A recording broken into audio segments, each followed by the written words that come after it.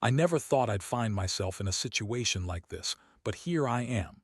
My name's Jake, and I've been married to Erica for about 7 years now. We have two kids, a boy and a girl, and up until a few months ago, I genuinely believed we had a solid, if occasionally strained, marriage. Erica always had this bitchy edge.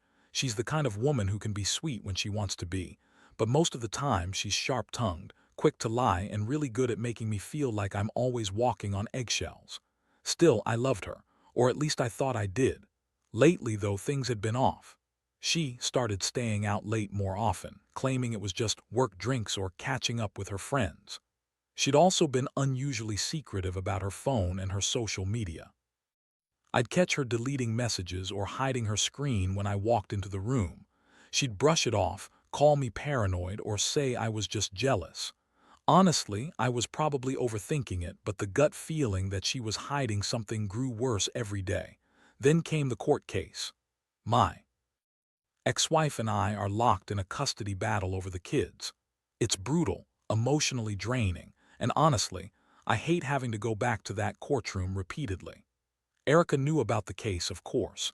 She's always been involved, trying to sway things her way by feeding the judge little lies here and there. But what I didn't know was that she'd been feeding the judge info that wasn't true, feeding him details that could sway the decision against me. I thought maybe she was just being manipulative. She's always been good at that. But it turns out she was feeding more than just courtroom gossip. One day I was sitting at my desk, scrolling through my emails when I noticed something weird. An email from a guy named Mark, sent to her work account, with a subject line that read, "Tonight's plan." It was vague, but the timing was suspicious. I clicked on it out of curiosity, and what I saw made my blood run cold. A series of messages between Erica and Mark talking about a meeting, about secrets, and even referencing last-minute changes in their plans. The messages were recent, from the last few days. I kept reading, my stomach twisting, feeling like I'd just been punched in the gut. That's when I decided I needed to dig deeper. I started going through her stuff, her phone, her emails, even her social media. I needed to know the truth. I found more than I bargained for. Texts, photos, even an audio clip where she was on the phone with Mark, whispering and giggling. It was unmistakable they were having sex. Not just talking or fooling around, but full-blown, secret relationship sex. I felt like I'd been punched again, harder this time. How could she do this? How could she betray me like that, especially during one of the most stressful times of my life with the custody case? I wanted to confront her immediately, but I also knew I had to think. I needed a plan. I couldn't just blow up everything in the heat of the moment. But I also couldn't keep this secret anymore. It was eating me alive. I remember sitting on the edge of the bed that night, staring at the phone, heart pounding, trying to decide what to do next. This was beyond just cheating. This was betrayal on a scale I'd never imagined. She lied. About everything, even about her involvement in the court proceedings, feeding the judge bullshit, and now I knew she was sleeping around with the very man who was supposed to judge us fairly. It was like everything was falling apart, and I had no idea how to put the pieces back together, or if I even wanted to. The next day, I couldn't get her out of my head. I kept replaying the moments, the lies she told, the way she manipulated the court, and now this secret affair. I felt a mix of rage, heartbreak, and disgust. How could she do this to me, to the kids? I never thought she was capable of such betrayal, but seeing the evidence with my own eyes changed everything. It was like a switch flipped in my mind. I knew I couldn't just let her get away with it. I decided I needed to confront her, but I also knew I had to be smart about it. Blowing up immediately wouldn't serve me. I wanted her to admit it, to see the damage she'd done, and to feel the full weight of her actions. So I waited until she came home that evening, playing the calm, collected husband, even though inside I was anything but. I made a point of sitting her down in the living room, trying to keep my voice steady. She came in, rolled her eyes, and snapped, "What do you want now, Jake? Can't you see I'm busy?" That bitchy attitude was on full display right away. I looked her dead in the eyes and said, "I know about Mark." Her face immediately twisted into a defensive mask. "What are you talking about? You're crazy. I don't know any Mark." I pulled out my phone and showed her the messages. Her eyes widened, her face turning pale, then red with anger. "That's bullshit, Jake. You're spying on me. I can't believe you'd do this." She tried to wave it off, but I pressed further. "Don't lie to me. I found the emails, the texts, the recordings. You've been cheating on me, lying to me about the court, feeding that judge crap, and sneaking around with this Mark guy." Her reaction was classic: denial, anger, then tears. She started crying, claiming I was just paranoid, that I was projecting my insecurities, that Mark was just a friend, but I wasn't buying it. I knew the truth. She'd been with him for weeks, maybe longer. It explained her secretive behavior, her late nights, her phone disappearing. And it explained how she'd been feeding the judge lies, because she was busy feeding her lover too.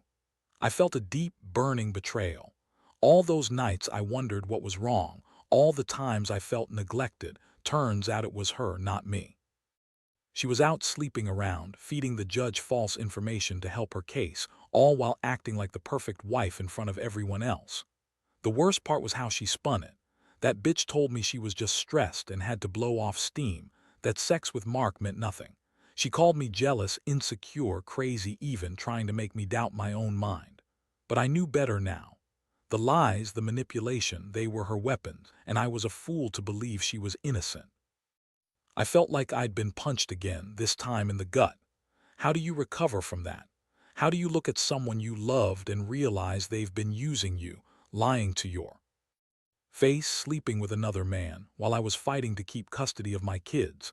That night I stayed awake, staring at the ceiling, feeling like I'd been hit by a truck.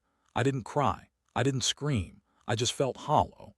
My mind kept circling the betrayal, the lies, her bitchy sneers, and the fact that I'd trusted her. How could she be so cruel? The thought that she had been feeding false information to the judge, who's supposed to be unbiased, made me sick. It wasn't just cheating. It was deliberate sabotage, all under the guise of doing what she thought was best for her case. But really it was just her feeding her own ego and her affair. At that moment, I knew I had to act. I couldn't let her continue this charade. I had to come up with a plan, something that would not only expose her but also teach her a lesson she wouldn't forget. I didn't know exactly what that was yet, but I was determined. This wasn't just about cheating anymore. It was about standing up for myself, protecting my kids, and making her see the damage she'd done.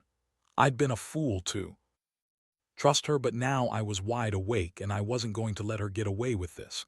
Not without consequences. Over the next few days I stayed quiet, but inside I was simmering with a plan. I couldn't just confront her again and hope she'd confess. She was too good at lying, and I knew she'd come up with some bullshit story to spin her way out of it. I needed something more, something calculated.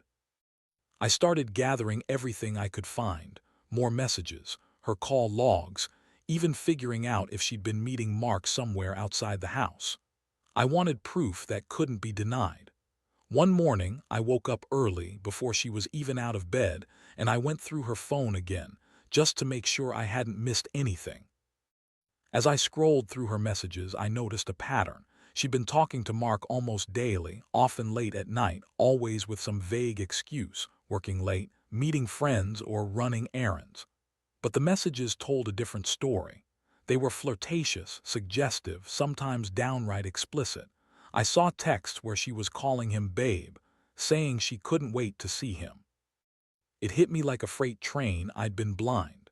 I also found a photo she had sent him, a selfie taken in our bedroom where she was lying on the bed, her lips slightly parted, wearing nothing but a lacy bra. I felt my stomach turn. That was the final straw. She had no shame. All this time she'd been sneaking around, sleeping with him, lying to my face, and feeding the judge lies to manipulate the court. I realized I had to act fast. That afternoon I set up a hidden recorder in the living room. I wanted her to slip up. I knew she'd be home soon, so I prepared myself. When she walked in, I kept my cool, acting like everything was normal. We sat down and I started subtly probing her about her activities, her work, her friends. She was defensive, snapping that I was paranoid, that I was imagining things. That's when I pressed her about her late-night texts. Her face flushed, and she tried to deny everything, but I played her own words back to her from the recordings I'd made earlier. Her jaw clenched and she shut up for a moment. That was the Moment I decided to confront her head-on. I told her I knew about Mark, about the affair, and that I had proof. Her eyes widened and she got angry again, starting to yell, calling me crazy, obsessed, and jealous. She denied everything, even when I had her own voice on tape talking about their encounters. She looked me dead in the eyes and spat out, "You're just insecure. You're making this all up. Mark's just a friend and you're overreacting." But I wasn't about to back down anymore. I felt a surge of rage and heartbreak that I'd held in for too long. How could the woman I loved, the mother of my children, be capable of this level of deception? How could she lie so effortlessly? I wanted to shout, to scream at her, but instead I just looked at her, calm but deadly serious. What followed was a whirlwind of accusations, tears, and denial. She kept insisting she loved me, that Mark was just a fling, that it meant nothing. But the evidence was irrefutable. I knew she was lying about everything. The court case, the affair, her manipulations. I realized then that my marriage was beyond saving if she was willing to lie, cheat, and betray like this. The woman I thought I knew was a complete stranger, hiding secrets that cut so deep I didn't know if I'd ever recover. I left her standing there, furious and crying, and I went for a drive. I needed to think. As I sat in my car, I looked at the evidence I'd collected and felt a strange mixture of relief and despair. Relief because now I knew the truth. Despair because I had to decide what to do next. I couldn't keep pretending everything was fine. I could no longer ignore what was staring me in the face. I'd been betrayed in the worst way imaginable, and now I had to figure out how to handle the aftermath. The court case, the kids, Erica's lies, all of it was a mess, but I knew one thing: I couldn't stay silent. I had to do something. The more I thought about it, the clearer it became that I couldn't just sit back and pretend everything was normal anymore. I had enough proof now: audio recordings, texts, her own photos, and I knew I had to make some serious moves. Not just for myself, but for my kids. I couldn't let her continue to manipulate the system, to lie and cheat her way through everything. I needed to get ahead of her before she buried herself even deeper in her lies. That evening, I sat down at my laptop and started drafting a plan. I knew I had to be careful. If I went to the court with this evidence, she'd probably try to deny everything and spin more lies. I had to get a lawyer, someone who knew how to handle this kind of betrayal, someone who could help me build a case not just for custody, but also for exposing her deception. I spent hours researching attorneys who specialized in family law and also had experience dealing with manipulation and fraud. Once I found a good lawyer, I scheduled a confidential meeting. In the meantime, I kept gathering every bit of evidence I could find: more screenshots, her call logs, even trying to trace Mark's movements. I wanted to know if she'd been meeting him outside of the texts, if she'd introduced him to the kids, or if she'd been planning to run away with him. My gut told me she was fully committed to this affair, that she was planning to leave me and the kids for him. I couldn't let that happen. During my meeting with the lawyer, I laid everything out: her affair, her involvement in feeding false information to the judge, her manipulation of the court case. The lawyer listened carefully, took notes, and then explained my options. We agreed that I should file a motion for full custody based on her infidelity and dishonesty, and that I could also pursue a case for fraud and emotional abuse. It was messy, but legally, I had a lot of ground to stand on now. In the days that followed, I started preparing for the court proceedings. I knew it wouldn't be easy, especially with Erica lying and trying to paint me as the villain, but I had truth on my side. I also knew I had to be strategic about how I presented the evidence. I kept record of her lies, her manipulations, and most importantly, the affair that she'd been hiding. I wanted to make sure the court saw her for what she really was: a dishonest, manipulative woman who put her own needs above her children's well-being. At the same time, I kept a close eye on her. Her attitude was growing more hostile by the day. She started accusing me of spying, stalking, and trying to ruin her, but I didn't care. I had enough. I knew I was right, and I had the proof to back it up.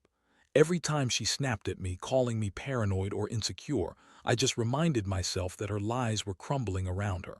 She could deny, lie, or scream all she wanted, but the facts would speak for themselves in court. The emotional toll was enormous. I felt betrayed, humiliated, and furious. The woman I loved had been deceitful from the start, and she'd used her lies to manipulate everyone, me, the judge, even the court.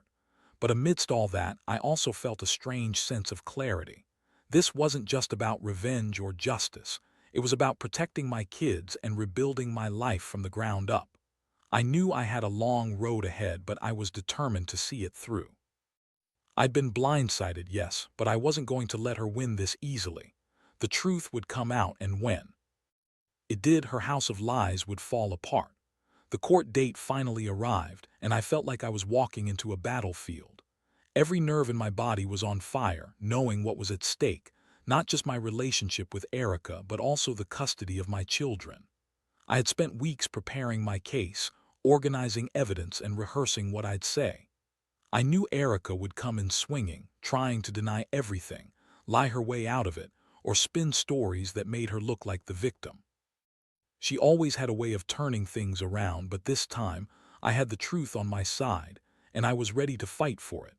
When I sat across from her in the courtroom, I saw her smirk, like she thought she had already won.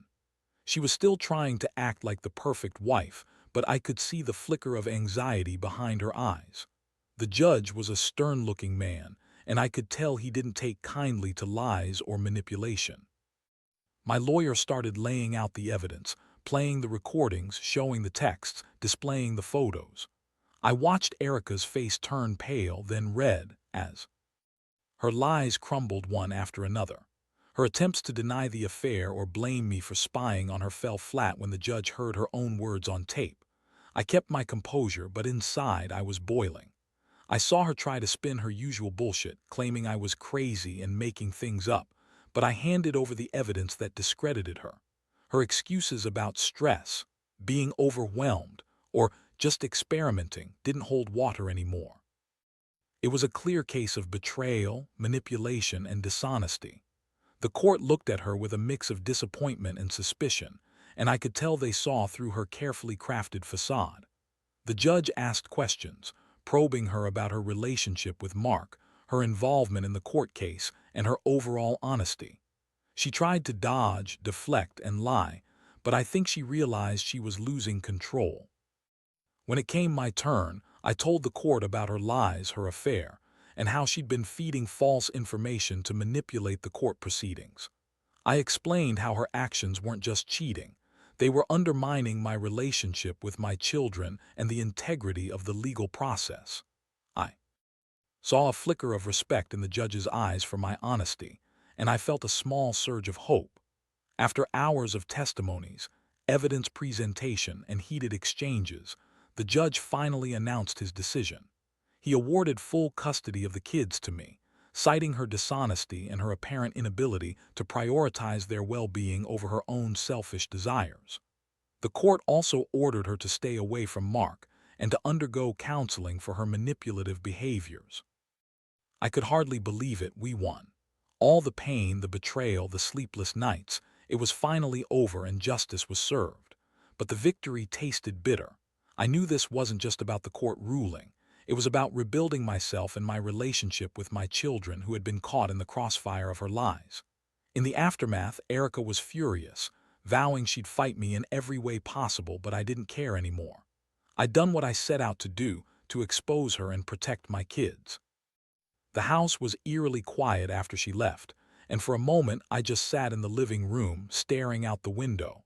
I felt a strange mix of relief and emptiness. The betrayal had shaken me to my core, but I'd learned a lot about myself. I'd learned that sometimes the truth needs a loud voice, and that even in the darkest moments, you can find strength you didn't know you had. I realized I'd been a fool to trust her blindly, but now I saw clearly. Moving forward, I knew I'd have to rebuild, not just my life but the trust I'd lost in love.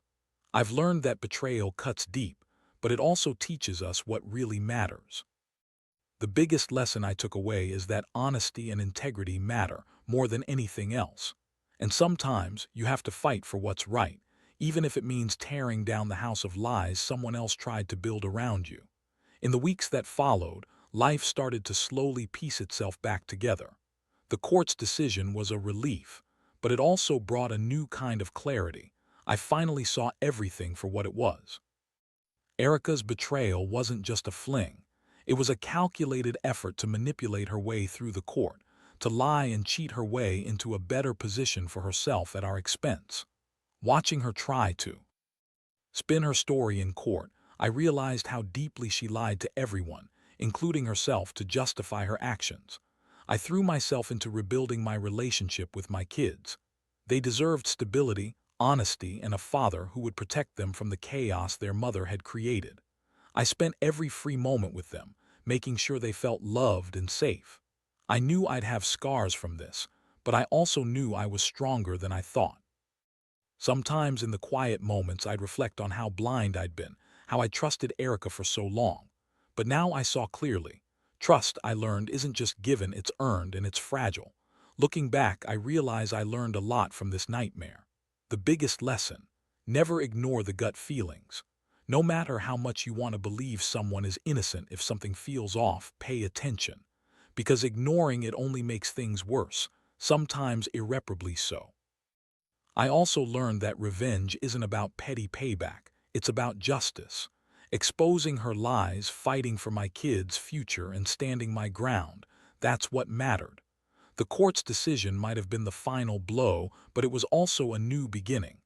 As I move forward, I carry the scars of betrayal, but also a new sense of strength. I've come to understand that even when life throws its worst at you, you can find a way to stand tall again. I want anyone reading this who's going through something similar to know: don't lose hope. The truth has a way of coming out, no matter how much someone tries to hide it. And in the end, honesty really is the best weapon. The pain may never fully go away, but it can serve as a reminder about who you are, what you deserve, and the kind of life worth fighting for. So here's what I've learned. Trust your instincts, fight for what's right, and never let betrayal define you.